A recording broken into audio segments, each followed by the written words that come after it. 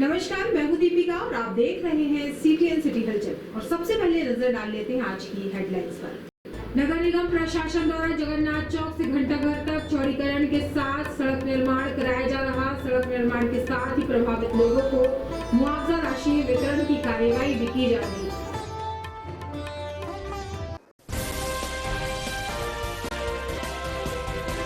Duty time पर mobile में व्यस्त रहता है जिला अस्पताल के प्रसूता वार्ड का नर्सिंग स्टाफ। परिजनों ने लगाया आरोप। 3-4 प्रसूताओं को मजबूरन जाना पड़ा इलाज के लिए प्राइवेट अस्पताल।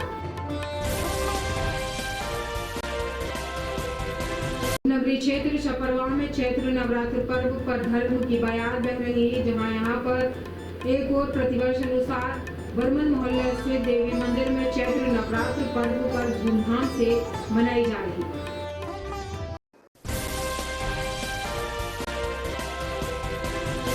हिंदू नववर्ष के आगमन पर बस ऑपरेटर एसोसिएशन के तत्वाधान में चैत्र नवरात्रि के पावन अवसर में होली मिलन एवं भजन समारोह का हुआ आयोजन। और बरही पुलिस द्वारा भारी मात्रा में 2850 किलो अवैध महुआ लाहन जब्त कर नष्टीकरण की कार्यवाही की गई। और अब सिलसिलेवार करते हैं खबरों का खुलासा। नगर निगम प्रशासन द्वारा जगन्नाथ चौक से घंटाघर तक चौड़ीकरण के साथ सड़क निर्माण कराया जा रहा है। सड़क निर्माण के साथ ही प्रभावित लोगों को मुआवजा राशि वितरण की कार्यवाही भी की जा रही है। नगर निगम के मेयर एंड काउंसिल सभागार में आयोजित कार्यक्रम में महापौर प्रीति संजीव सूरी, नगर निगम अध्यक्ष मनीष पाठक, जनप्रतिनिधियों एवं नगर निगम आयुक्त नीलेश दुबे की गरिमा में मौजूदगी में 6 भूमि स्वामियों को क्षतिपूर्ति राशि का चेक वितरण किया गया, जिसमें वसंत लाल यादव 13,65,336 रुपए, निखिलेश वर्मा 11,06,028 रुपए, नयन बिचपुरिया 4,45,125 रुपए, रविंद्र कुमार 2,44,920 रुपए, उमेश 6,01,171 रुपए एवं किरण त्रिसोलिया 2,38,615 रुपए शामिल है। कार्यक्रम के प्रारंभ में सड़क निर्माण में सहयोग के लिए नगर निगम आयुक्त श्री नीलेश दुबे ने क्षेत्र के सम्मानीय नागरिकों को पुष्पगुच्छ भेंट कर स्वागत किया। कार्यक्रम के अगले चरण में क्षेत्र के सम्मानीय नागरिकों ने सड़क निर्माण के लिए महापौर प्रीति संजीव सूरी का स्वागत करने का आग्रह किया, जिस पर महापौर सूरी ने कहा कि अभी चौड़ीकरण कार्य पूर्ण नहीं हुआ है। कार्य पूर्ण होने पर ही आपके द्वारा दिया हुआ सम्मान स्वीकार करूंगी। महापौर सूरी ने कहा कि जगन्नाथ चौक से घंटाघर तक सड़क निर्माण मेरी पहली प्राथमिकता थी और इसके निर्माण के लिए लगातार प्रयास भी किए गए। सड़क का निर्माण चौड़ीकरण के साथ पूर्ण किया जा रहा है। ये तो सबसे बड़ी उपलब्धि तो देखिए, जो 15 साल की ज्वलन समस्या थी, जो मास्टर प्लान के तहत 12 मीटर सड़क बननी थी, उसको लेकर जब नगर निगम की जिम्मेदारी मुझे जनता ने सौंपी, ये मेरी पहली प्राथमिकता थी। और पहली MIC की बैठक ने हमने यह प्रस्ताव CC रोड का पास किया था, लेकिन किन्हीं कारणों से अधिकारियों द्वारा MIC का अनुमोदन न होते हुए परिषद में डामलीकरण का कार्य प्रस्तावित कर दिया गया। और उसके बाद चूँकि जब कोई भी सड़क बनती है, पहले के समय में होता था कि कोई भी सड़क बन गई और शासन की योजना बाद में आती थी और फिर से खुदाई होती थी और फिर से रोड बन जाती थी। लेकिन हमने यह माना कि जो सीवर लाइन का कार्य है, और ये सीवर लाइन का कार्य जो था, जो पूर्व की परिषद में प्रस्तावित था, चूँकि ठेकेदार छोड़कर काम जा चुका था, लेकिन मैंने पहली प्राथमिकता में ले सभी जनप्रतिनिधियों को दिल से आभार व्यक्त करता हूं जिन्होंने इसके लिए सहयोग किया। और आज 6 लोगों को चेक वितरण हुए हैं, लगभग 40 लाख राशि, ऐसा कमिश्नर साहब ने बताया कि चेक दिए गए। और चौड़ीकरण का चलता रहेगा और माननीय विधायक जी द्वारा इसको विधानसभा में उठाया गया था कि 9 दुर्गों के पहले डामलीकरण होना चाहिए और साथ में वो प्रक्रिया भी चलती रहे, तो वैसा हो गया है। विधानसभा का क्योंकि क्वेश्चन लगा था, तो डामलीकरण हो गया है घंटाघर से जगन्नाथ चौक तक। और सभी जनप्रतिनिधि जो भी हैं सब ने सहयोग किया, सभी का हृदय से आभार व्यक्त कर रहा हूँ। वर्तमान में कंपनी की बहुप्रतीक्षित रोड थी और उसमें बहुत सारी छोटी छोटी प्रॉब्लम थी। मुख्य बात ये थी कि सीवर नेटवर्क स्थापित करना था, कुछ बैंड जुड़े नहीं थे उसके, वो जोड़ने का काम था। हैवी ट्रैफिक होने के कारण काम करने में, प्रशासनिक काम करने में भी, रोड निर्माण कार्य करने में बहुत दिक्कतें थी।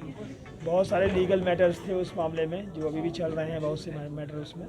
और दूसरी बात, सबसे इम्पोर्टेंट बात थी जन सामान्य को क्षतिपूर्ति की राशि वितरण का मामला था। तो इस सब बातों को मद्देनजर रखते हुए चीज़ों को धीरे धीरे सेव दिया गया।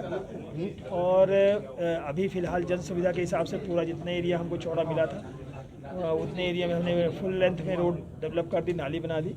और रिमेन पोर्शन के लिए जो लीगल इश्यूज फंसे हुए हैं उनका हम निराकरण करेंगे। ड्यूटी टाइम पर मोबाइल में व्यस्त रहता है जिला अस्पताल के प्रसूता वार्ड का नर्सिंग स्टाफ। परिजनों ने लगाया आरोप, 3 से 4 प्रसूताओं को मजबूरन जाना पड़ा इलाज के लिए प्राइवेट अस्पताल। कटनी जिला अस्पताल का प्रसूता वार्ड अव्यवस्थाओं के कारण आए दिन सुर्खियों में रहता है। कुछ इसी तरह का मामला सोमवार मंगलवार की दरमियानी रात सामने आया, जहां 3 से 4 प्रसूताओं को इलाज नहीं मिलने के कारण उन्हें उनके प्राइवेट अस्पताल मजबूरन ले जाना पड़ा। यह आरोप प्रसूता के परिजनों ने लगाया है। जानकारी के अनुसार ज्योति पति अजीत कुमार पटेल 24 वर्ष निवासी रीठी हुरहुली सोमवार रात 9 बजे प्रसव पीड़ा होने पर जिला अस्पताल पहुंची थी, लेकिन यहां ड्यूटी पर तैनात नर्सिंग स्टाफ द्वारा प्रसूता का इलाज नहीं किया गया। प्रसूता के पति अजीत का आरोप है कि स्टाफ मोबाइल चलाने में व्यस्त था। मजबूरन उन्हें आज मंगलवार सुबह तड़के 4 बजे ज्योति को जिला अस्पताल से आदर्श कॉलोनी स्थित शारदा अस्पताल ले जाना पड़ा। वहीं इसी वार्ड में भर्ती मोनीपाल पति दीनदयाल, जो कि भरौला उमरिया निवासी है, बीती रात्रि 12 बजे उमरिया से रेफर होकर जिला अस्पताल पहुंची थी। प्रसूता को खून की कमी थी, लेकिन स्टाफ द्वारा कोई ध्यान नहीं दिया गया, जिस कारण प्रसूता के परिजन उसे रात 3 बजे मजबूरन शारदा अस्पताल इलाज के लिए लेकर पहुंचे। इसी तरह यहाँ पहुंची 2 अन्य प्रसूताओं को भी प्राइवेट अस्पताल नर्सिंग स्टाफ द्वारा ध्यान नहीं दिए जाने के कारण ले जाना पड़ा।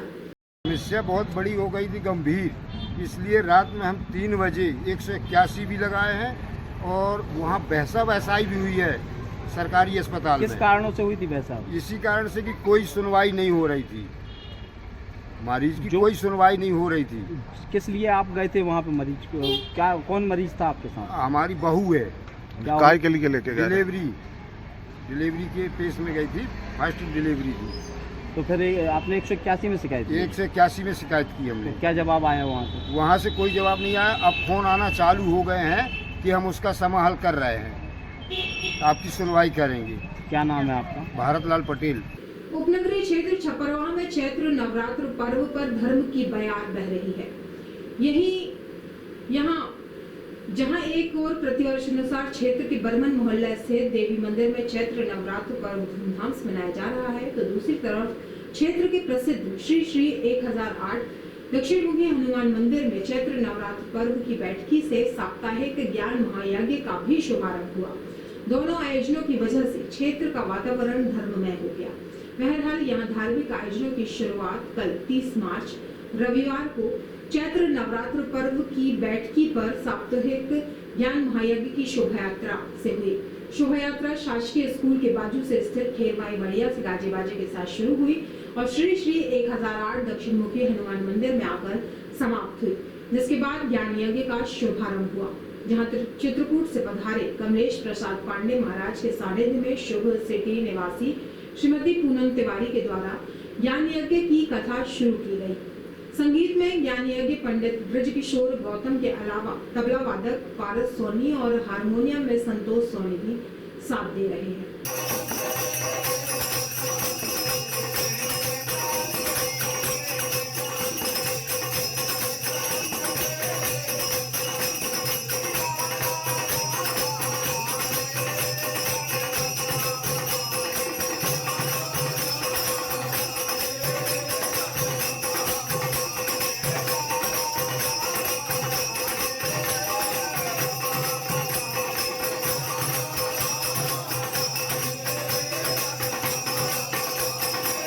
हिंदू नववर्ष के आगमन पर बस ऑपरेटर एसोसिएशन के तत्वाधान में चैत्र नवरात्रि के पावन अवसर में होली मिलन एवं भजन समारोह का आयोजन किया गया।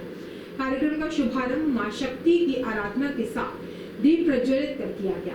कार्यक्रम में स्थानीय विधायक संदीप जायसवाल, महापौर प्रीति संजीव सूरी, अधीक्षक अभिजीत रंजन, अतिरिक्त पुलिस अधीक्षक डॉक्टर संतोष डेहरिया, एसडीएम प्रदीप मिश्रा सहित बड़ी संख्या में जनप्रतिनिधियों और प्रशासनिक अधिकारी पत्रकारों की उपस्थिति रही। इस दौरान आयोजित भक्ति गीतों की श्रृंखला के बीच अतिथियों का स्वागत कटनी बस ऑपरेटर एसोसिएशन के अध्यक्ष शिव प्रकाश मिश्र व बस ऑपरेटर एसोसिएशन के पदाधिकारियों ने किया।